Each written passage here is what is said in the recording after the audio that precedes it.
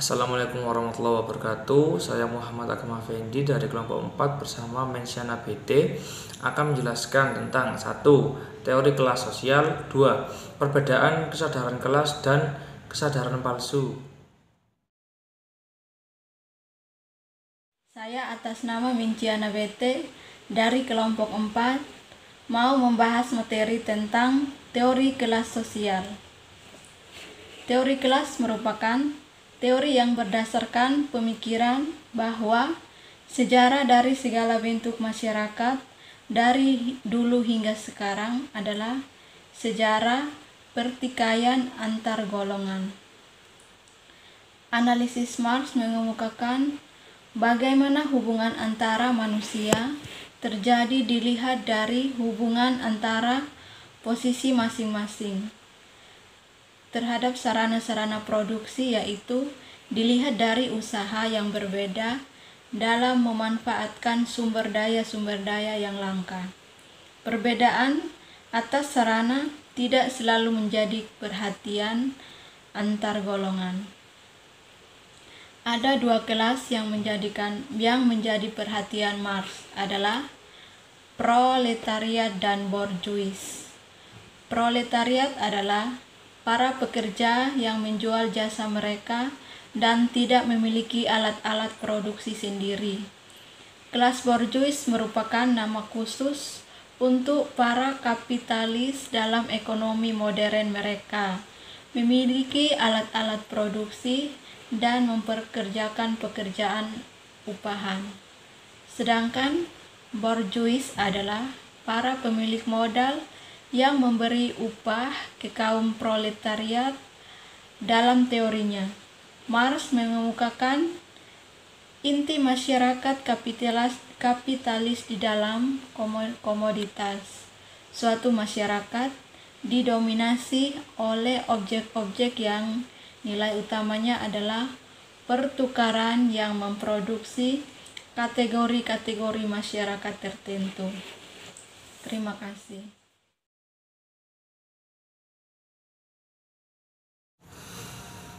Karl Marx sendiri sebenarnya tidak pernah menggunakan istilah kesadaran palsu dalam menjelaskan fenomena kesadaran kelas proletariat. Tema ini pertama kali muncul pada tulisan Friedrich Engels, yakni dalam suratnya kepada Frank Mehring pada tanggal 14 Juli 1898, di mana ia menuliskan, ideologi adalah sebuah proses yang dicapai dengan sadar oleh seorang pemikir, atau lebih tepatnya, sebuah kesadaran palsu. Motif nyata yang mendorongnya sesungguhnya adalah suatu yang asing baginya. Jika tidak demikian, maka itu bukanlah sebuah proses ideologis. Makanya ia hanya membayangkan sesuatu yang palsu atau yang nampak permukaan saja.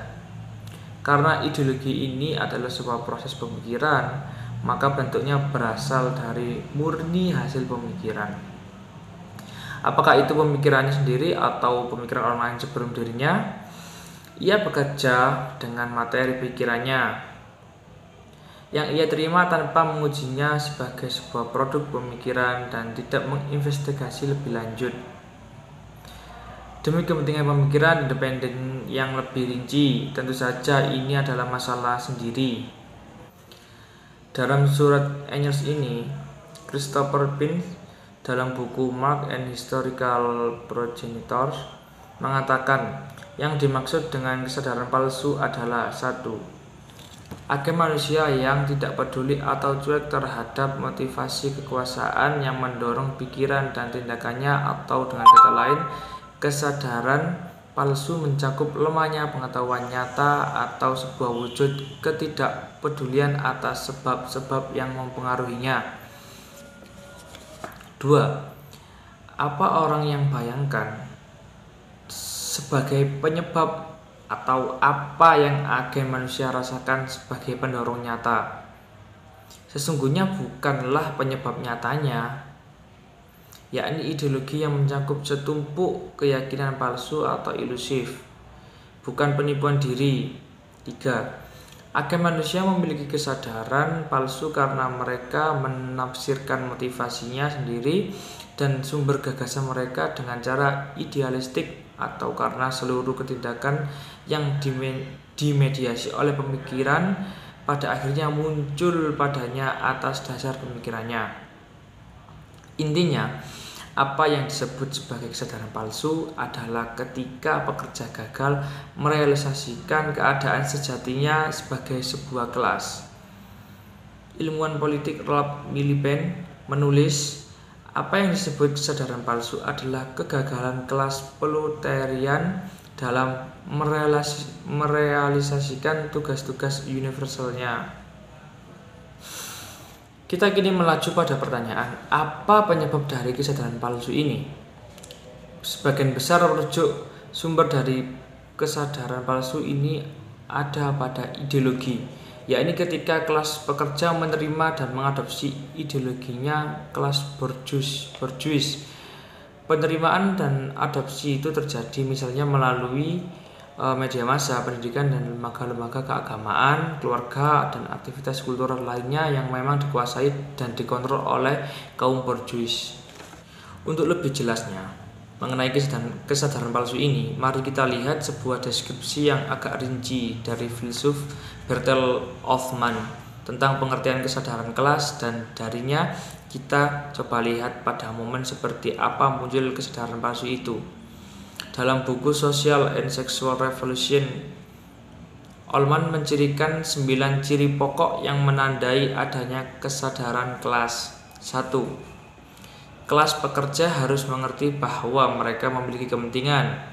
2. Mereka harus mampu melihat kepentingannya sebagai individu adalah bagian dari kepentingannya sebagai anggota kelas.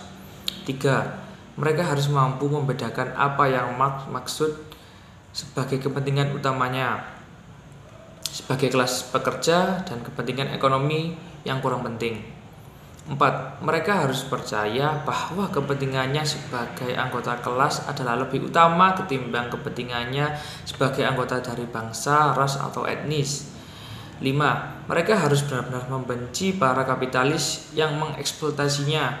6. Mereka harus punya gagasan, betapapun gagasan itu tidak terdefinisikan dengan jelas, bahwa situasi mereka secara kualitatif bisa meningkat. 7.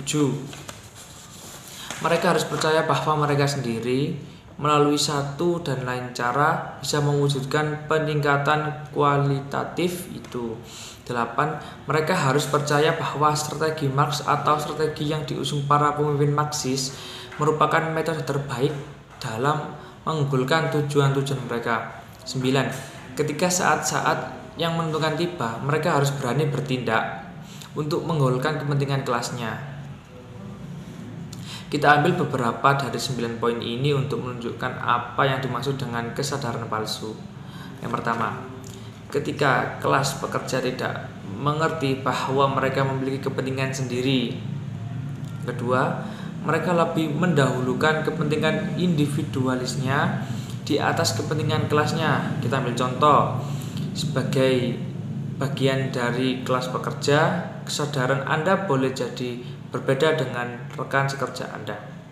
Anda mungkin berpikir jika Anda lebih rajin, lebih giat, dan bisa menabung sebagian dari pendapatan, kelak suatu ketika Anda bisa menjadi seorang bos pemilik alat produksi sosial. Atau mungkin saja Anda malah berpikir apa yang Anda lakukan sekarang ini bisa merubah masa depan anak-anak Anda, sehingga nantinya mereka tidak menjadi buruh seperti Anda. Dengan kesadaran seperti itu, Anda menganggap adalah berbahaya atau tidak, bermanfaat ikut organisasi serikat buruh atau bergabung dalam sebuah partai buruh, turut aktif mengorganisir buruh dan kemudian memimpin aksi kaum buruh melawan penindasan kapital. Bahkan sebaliknya, Anda menganggap buruh lainnya sebagai kompetitor Anda, baik ketika masih berada di depan pintu pabrik, seperti bersaing untuk mendapatkan pekerjaan, atau ketika telah berada di tempat kerja bersaing untuk memperoleh gaji dan jabatan yang lebih baik, maupun setelah pulang dari tempat kerja bersaing untuk membeli barang kebutuhan pokok yang paling murah. Contoh lain dari kesadaran palsu adalah ketika kelas pekerja lebih mendahulukan kepentingannya sebagai anggota dari bangsa, ras, atau etnis Misalnya, ketika pekerja dari Indonesia turut memusuhi pekerja dari Malaysia karena merasa terhina oleh batik yang diklaim dari Malaysia. Padahal baik kelas pekerja Malaysia atau Indonesia sama-sama tertindas oleh kapitalis dan keduanya tersebut, atau ketika kelas pekerja di Pulau Jawa tidak peduli dengan penindasan yang dilakukan oleh kapitalis di Papua karena merasa secara etnis dan ras berbeda. Yang kelima, karena ada kapitalis perorangan yang suka berbagi-bagi uang pada tahun baru atau memotong hewan pada hari raya agama tertentu, dianggap oleh kelas pekerja sebagai orang yang baik, yang berbeda dengan kapitalis perorangan lainnya yang setiap tahunnya tidak hanya menumpuk kekayaan semata-mata, atau karena kapitalis asing begitu merajalela dan sadis dalam memperlakukan buruhnya, lalu kelas pekerja menganggap bahwa kapitalis lokal lebih baik dibandingkan kapitalis asing.